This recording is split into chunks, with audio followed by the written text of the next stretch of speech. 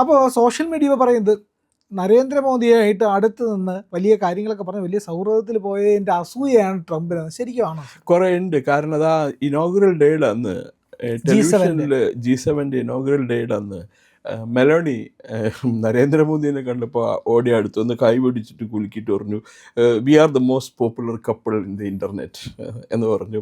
മോദി ചിരിച്ച്.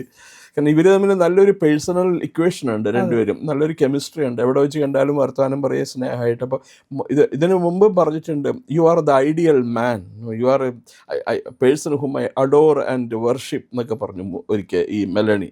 നിങ്ങളെ എനിക്ക് വളരെ ആദരവാണ്, ഞാൻ നിങ്ങളെ വളരെ ബഹുമാനിക്കുന്നു, നിങ്ങളൊരു നല്ല മനുഷ്യനാണ്, വളരെ കേപ്പബിൾ ലീഡറാണെന്നൊക്കെ മെലണി നരേന്ദ്രമോദിയെ പറ്റി പറഞ്ഞിട്ടുണ്ട്. അപ്പോൾ അതൊന്നും ഇയാളെക്കുറിച്ച് പറഞ്ഞിട്ടില്ല, ട്രംപിനെ കുറിച്ചിട്ട്.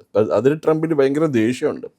കാര്യം 80 വയസ്സായെങ്കിലും ട്രംപ് ഇപ്പോഴും മറ്റെല്ലാ നാട്ടിലെ നാടൻ പട്ടികളുടെ പോലെയാണ്. ഈ വനിതാ വർഗത്തിനെ കണ്ട് മണത്ത് നടക്കും കൂടെ. അതിന് കുഴപ്പമുണ്ടായേക്കും.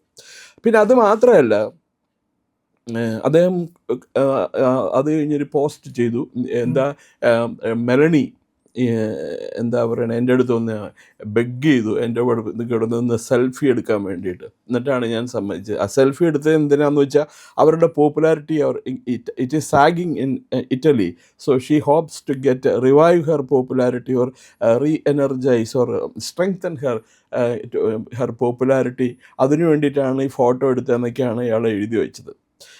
അപ്പം അതിന് കാരണമുണ്ട്. ഇയാളിങ്ങനെ പറയാക്കി ഇവരോട് ദേഷ്യം വരാനുള്ള കാരണം എന്താണെന്ന് വെച്ചാൽ, ഈ ഇറാൻ യുദ്ധത്തിൻ്റെ സമയത്ത് ഇറ്റലിയിലുള്ള മറ്റേ വിമാനത്താവളങ്ങളിലും അതുപോലെ ഷിപ്പ് അടുക്കുന്ന സ്ഥലത്തുമൊക്കെ അവരുടെ യുദ്ധക്കപ്പലുകൾക്കും യുദ്ധവിമാനങ്ങൾക്കും ആങ്കർ ചെയ്യാൻ ഇറങ്ങാനായിട്ടുള്ള സൗകര്യം വേണമെന്ന് അയാൾ ചോദിച്ചു. അപ്പോൾ അവർ പറഞ്ഞു പറ്റുമല്ലോ എന്ന് പറഞ്ഞു.